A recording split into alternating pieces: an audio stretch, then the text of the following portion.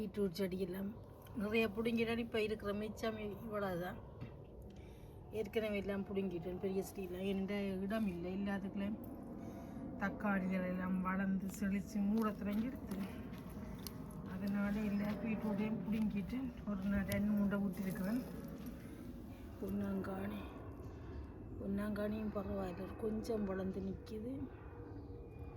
இடம் காணாது, எல்லாம் பூசணி வந்து மூடிடுது. பூசணி தான் கடல் மாதிரி நிற்கிது, கடல் இலை மாதிரி பூசணி தாங்க பாருங்க. பூசணிக்காய்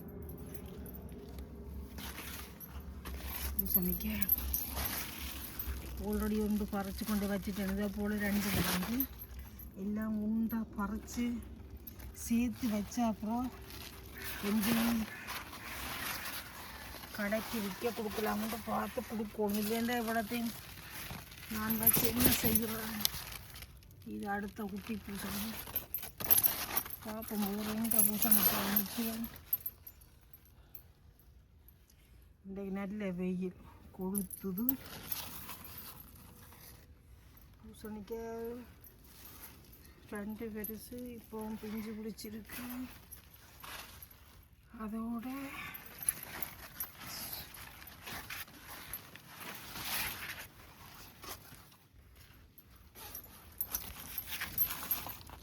இதுக்குள்ளே முண்டி இருக்குது. இப்படி வேண்டு பார்த்து வைக்கிறேன். சுக்கினு தான் உண்மையாக சூப்பர் மரம். ஏனெண்டா தன் பாட்டில் கிசு கிசுன்ட்டு வளருது. இந்த நாள் 2 காய் 3 காய்ண்டு தந்து கொண்டே இருக்குது. எத்தனையோ பேருக்கு கொடுத்துட்டேன். 2 காயை ஒரு 5-6 பேருக்கு கொடுத்துட்டேன். நானுமே ஒரு 10 காய்கிட்ட சமைச்சிட்டேன். இன்னும் ஒரு 4-5 காய் குறிச்சிக்கல இருக்குது. அவ்வளோ உழைச்சி சுக்கினி அது நல்ல பலன்.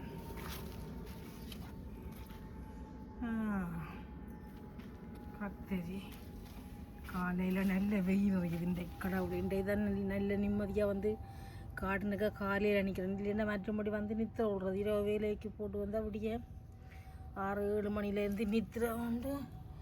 பின்னேரம் 5 மணி 4 மணி கிளம்பி அவசரப்படுறது. வேலைக்கு அப்புறம் அடுத்த நாளைக்கு விடணும். தோட்டத்தை பார்த்து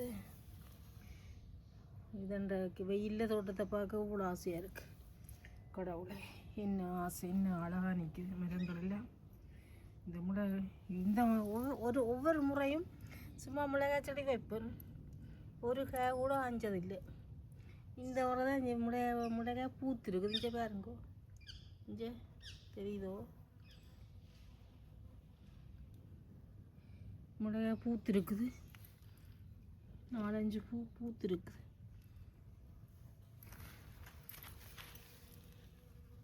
இங்கே பாருங்க பூத்துருக்கு. ஒன்று தான் உங்களுக்கு பெருசாக தெரியுது, நிறைய பூத்துருக்கு.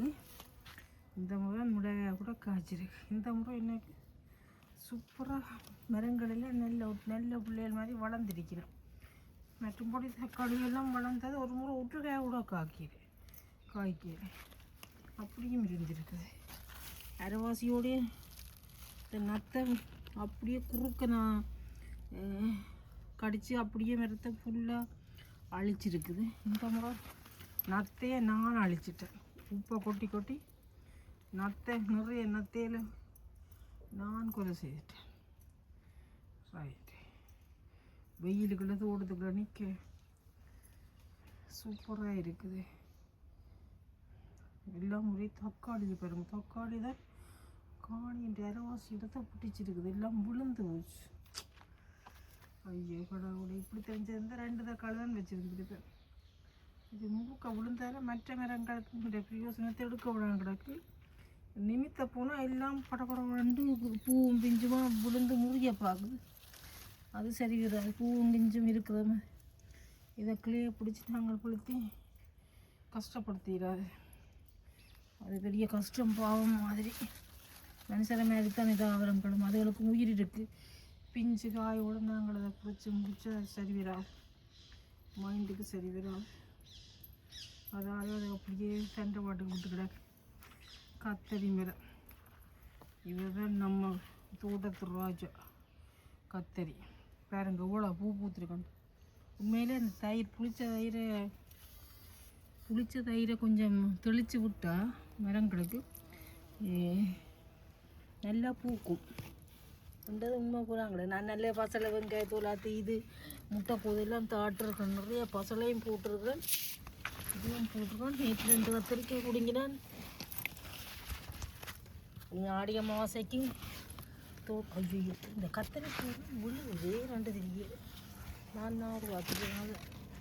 எந்த நானும் இந்த கத்திரிக்காய் வந்து பார்க்குறதும் எவ்வளோ இருக்குன்னு சொல்கிறதும் அது நானே இந்த கத்திரிக்கண்டு நான் ஒரு பார்த்துட்டேன். பூவெல்லாம் அரைவாசி கொட்டுது. ஆடி அமாவாசைக்கு இந்த தோட்டத்தில் இருந்து எல்லா மரக்கறியும் எடுக்கிறேன். நாங்கள் மரவள்ளிக்கிழங்கு கொண்டு தான் வாங்குறதுக்கு தேவைப்படும். மற்ற எல்லாம் இருக்குது கடவுளை இந்த முறை. அம்மாடா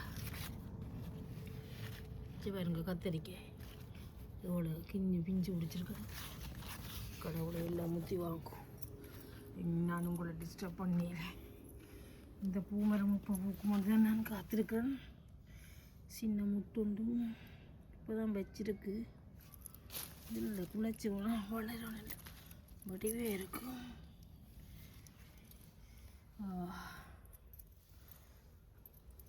தக்காளி மரம் அவ்வளோ பெருசாக விழுந்துருக்கு. இந்த ஒரு மரம் 2 5 மரம் 5 மரம் மரவாசிൻ്റെ தான் பிடிச்சிருக்கு.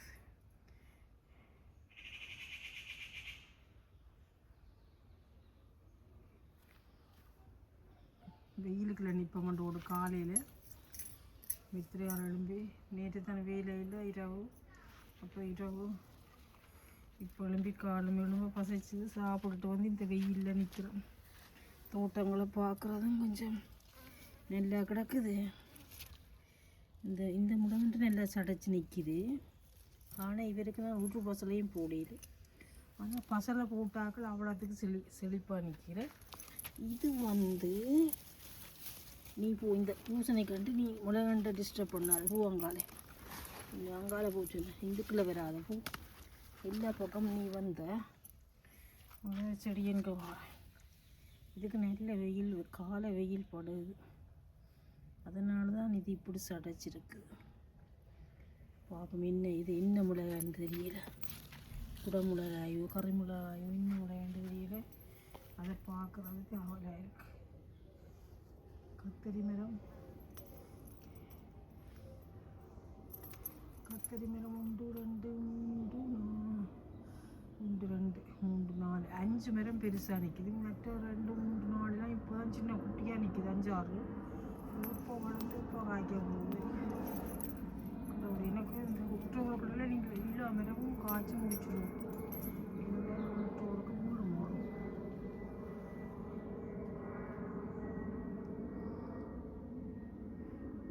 கடையில் மின்ற ஒன்று வந்து 2 இப்போ நிறைய மின்ட் இருக்குதான்னு பாருங்க. கூட இருக்கேங்க பிடுங்குறதே இல்லை. இப்போ இடக்கடை தான் பிடிங்க 2 3 சட்னி செய்கிறது. நீட்டை பிடிங்கிட்டு டீ குடிக்க மாட்டேன். அது டீ எல்லாம் போட்டு சுடு தண்ணி போகிறதுக்காக விட்டுட்டு வேலையை போய் கொண்டு போய் குடிப்பை மண்டு வச்சுட்டேன். பிறகு போனால் மறந்துவோம். அப்படியே அநியாயம் அப்படித்தான் இல்லாமல் நான் போகிறேன். டீ வேலையை போய் பிளாஸ்கில் ஊற்றுறது டீயை நேரம் இருக்கிற தானே பசக்கில் இருக்க குடிச்சு கொண்டு போகலாம். அப்புறம் என்னடான்ட்டு அப்படித்தான் 2 3 நாள் அப்படித்தான் போட்டு வைக்கிறது. அதை எடுத்து கொண்டு போக மறந்துடுறது.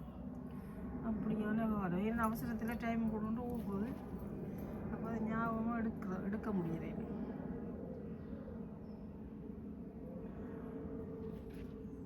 இந்த பூசணி இலையால் வடிவு நல்ல ஒரு வடிவாக இருக்குது. நேரம் நிற்க அந்த வடிவு தெரியுது.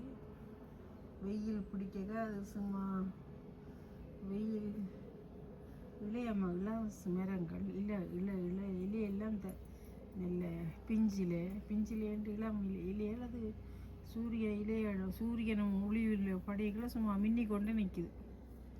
சூப்பர் வடிவாக இருக்குது. அம்மாட காலை காட்சி. அம்மா அப்பாட கடவுள் நல்ல அழகாக இருக்குது.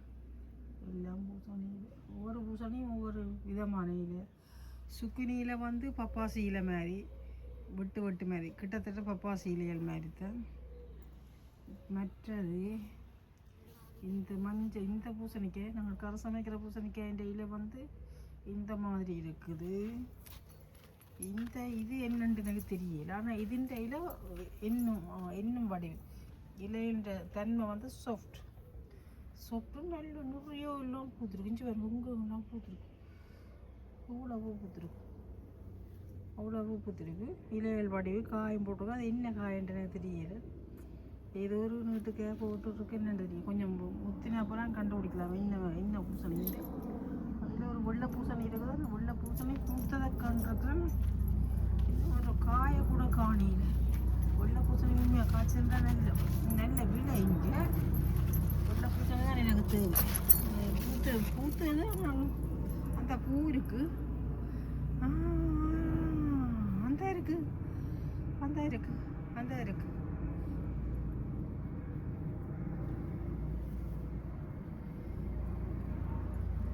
மரங்களுக்கு எனக்கு நடக்க முடியாது. கஷ்டமே இருக்கு. இங்கே இருக்கு வெள்ளை பூசணி. இந்த பூசணி இங்கே இந்த மாதிரி காய்க்குது. இதே காய் தான். அப்போ இதுதான் அது அதில் நீங்கள் முன்னுக்கு நிற்கிறது. இதே வெள்ளை நீத்துக்கு. அப்போ அந்த பூசணியும் இதே தான். அது இந்த இலவு இது இதே மாதிரி தான். எஸ், இப்போ கண்டுபிடிச்சிட்டேன். அதுவும் வெள்ளை பூசணி தான். ஓகே, கிச்சிரி சுக்கிரி மரத்துக்கு தான் கோடி நன்றி. இந்த நிறைய காய் காய்ச்சி நீ தந்துட்டு புறாவும் நிறைய பூ பூட்டி வச்சுருக்கோம். அப்பாடா, சுக்கிரிங்க சாப்பிட்டு படைச்சிருக்கேன். ஒவ்வொரு நாளும் சுக்கிரி கறியும் தான் நான் என்ன செய்கிறேன். அதுக்கு இவ்வளோ பூ பூத்துருக்கு. ஏற்கனவே நிறைய ஆஞ்சிட்டேன். புறாவும் பூத்துக்கொண்டே இருக்குது. எல்லாம் என்ன செய்கிறது. நல்லது பூத்து காய்ங்க. வாங்கின விதைக்கு மீதான நாங்கள் காய்ச்சி தந்துட்டு விதைகளை வேண்டைக்கு ஒவ்வொன்றும் 4 ரூபா 5 ரூபாண்டைக்கு கொஞ்சம் மனம் கஷ்டமாக இருந்தது. ஆனால் அதுக்கு மேலால் நீங்கள் பலன் தந்துட்டீங்களா. நம்முடைய கடவுளே நன்றி, சூரியனே நன்றி, பூமிக்காயே நன்றி. பூமி, மழை, சூரியன் இதெல்லாம் நல்ல வடிவாக இந்த ஒரு டைம் கிடைச்சபடியாக எல்லாம் நெல் விளைச்சல் சூப்பர். வேறு இந்த வெயில் சூரியன் படுறபடியாக அப்போ இந்த மரங்களுக்கு எல்லாம் முடிய கொண்டாட்டம்.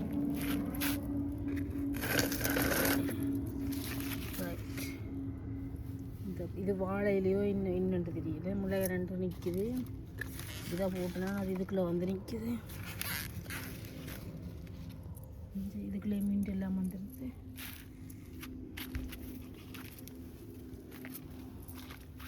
தக்காளிக்காய் எல்லாம் நல்ல பெருசு. ஆனால் இன்னும் பழுக்கையில் வல்லார் எங்கே இருக்குது. அதையும் தக்காளி மூடி மறைச்சது. அதை பழதை விடாமல் பண்ணிடுது. எங்கேண்டே தெரியாமல் கிடக்கு. அங்கே நீ காணியில் இந்த வெயிலுக்கு வந்து புல் பிடுங்கிறதா கொஞ்சம் புல்லுகள் இருக்குதான். கொஞ்சம் கிளியர் பண்ணுறதுக்கு. ஆனால் என்னாலே இல்லை. 5-6 நாள் வேலைக்கு போய் வந்துட்டு இதுக்கு 5 நாள் 20 வேலைக்கு போனால் அடுத்த நாள் வந்து அப்படியே ஃபுல்லாக நித்திரதான் கொள்வது. உடம்புலாம் அடித்து முடிச்ச மாதிரி இருக்கு. நாங்கள் நீளமாக்கல வயது போனாக்கள் சரியான கஷ்டம். ஏண்டா இந்த வாழ்க்கைண்டு இருக்கும். இந்த வேலைக்கு போய் ரெண்டை கட்டி கையில் காசு மிஞ்சுறதில்லை. செலவுக்கும் ரெண்டுக்கு தான் காசு போகுது. காசு கட்டி முடிய கையில் காசு இல்லை. ஓய்வு இல்லாமல் வேலை செய்து ரெண்டை கட்டி அப்படியே காலம் போகுது. எங்களுக்குண்டு ஒரு காசு சேர்க்க முடியாமல் இருக்குது. வயது போன நேரத்தில் கொஞ்சம் காசு சேர்க்கலாமண்டா இங்கே எவ்வளோ கஷ்டமாக இருக்குது. அப்போ இந்த நியூஸோட எல்லாம் எங்களோட ஸ்ரீலங்காவில் இருக்கிற ஆக்களுக்கு விளங்காது. நான் இந்த ஒரு வீடியோ ஒன்றில் பார்த்தேன். ஒரு அண்ணன்காரன் தம்பிக்கிட்ட காசு அனுப்பினது வீட்டை கட்ட சொல்லி, அந்த தம்பி என்ன செய்தான் பாவி, தண்டை ஆணியில் கட்டி போட்டு தமையன் வரை கதைக்காமல் பூனை சுவிட்ச் ஓன் பண்ணி போட்டுருக்கான். எவ்வளோ கொடுமை, எவ்வளோ கஷ்டப்பட்டு அந்த காசை அவங்கள அனுப்பியிருப்பாங்களோ. அதுகளுக்கு வெளிநாட்டில் இருந்து ஒவ்வொரு தரம் எவ்வளோ கஷ்டப்பட்டு உழைச்சிருப்பாங்க. இதுகளே நூறாண்டில் இருந்து கொண்டு இப்படி தங்களுக்கு காசு இல்லாட்டா நம்பிக்கையிலே ஒரு ஆட்கள் காசு அனுப்பினா, அதுவும் சொந்த அண்ணன். அப்படி அதுக்கு நம்பிக்கையிலே அனுப்ப அந்த நம்பிக்கையும் இழந்ததை எப்படி ஒரு மைண்டு தாங்கும். அதோடு அவ்வளோ காசை முளைச்சி அவ்வளோ காலமும் சேர்த்து அதுகன்ற கனவுக்காக ஒரு வீடை கட்ட அதுகள் அனுப்பின ஆசை எடுத்தா அந்த தம்பி. இதுகளிலே இன்னும் ஜென்மங்கள், இதெல்லாம் மனசை பிறப்பா. இப்படி ஏமாற்றி போட்டு அந்த வீட்டில் எப்படி இருப்பியல்.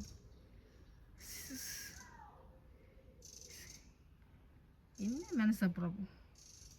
சகோதரங்கள் என்றால் ராமனும் பரதனும் மாதிரி இருக்கும். பரதனை கொண்டுண்டா ராமன் துடிக்கும், ராமனை கொண்டுண்டா பரதன் எல்லாத்தையும் விட்டு கொடுக்கணும். அந்த மாதிரி தான் சகோதரம் கொடுக்கணும். இது ஒரு அற்ப சொற்ப வாழ்க்கைக்கு வீடு வாசல் கூடி எல்லாம் எல்லாரும் கட்டினோம், எல்லாரும் நல்ல வடிவாக இருக்கணும், நாங்களும் இருக்கணுமெண்டா நாங்களாகவே உழைச்சி கட்டுவோம். அதை விட்டு போட்டு யாரும் அனுப்புகிற காசில் எடுத்து கட்டி அது என்ன வாழ்க்கையா? அது ஒரு மரத்துக்கு கீழே என்றாலும் சொந்தமாக மரத்தை வளர்த்து உண்டாக்கிட்டு அந்த மரந்தார நிழலுக்கு கீழே இருந்தாலே அந்த வீடு கட்ட வழியிட்டால்டா அந்த மரத்துக்கு கீழே நிம்மதியாக தூங்கினா தூக்கம் வரும். அடுத்தவன்ற காசை கொள்ளையடிச்சு ஏமாற்றி ஒரு வீட்டை கட்டி போட்டிருந்தா அது என்ன மிருகம் கூட அப்படி இருக்காது. எங்களோட நாட்டு மக்களுக்கு ஏன் இந்த மைண்ட் இப்படி போகுது தெரியல. அந்த கதையை கேட்க எவ்வளோ வேதனை எங்களுக்கே வருது. அப்போ அந்த காசை இழந்த அந்த தம்பின்ற நம்பிக்கை துரோகம் உண்டு. அவ்வளோ காலம் உழைச்சி கஷ்டப்பட்ட உழைப்பின் யாருமே எல்லாத்தையும் நினைச்சு அந்த இவ்வளோ கொடுமை. அது எப்படி அந்த ஜீவனால் தாங்க முடியும்? மனச பிறப்புகளை நீங்கள்லாம் புரிஞ்சு கொள்ளணும். அடுத்தவன்ற காசுக்கு ஒரு நாளும் ஆசைப்படக்கூடாது. அதை கேட்டு போட்டு எனக்கும் மைண்டு சும்மா இருக்குது. இல்லை கடவுளை ஏன் இப்படி இல்லாமல் அடுத்தவன் சொத்துக்கு ஆசைப்படுகிறோம் தெரியல.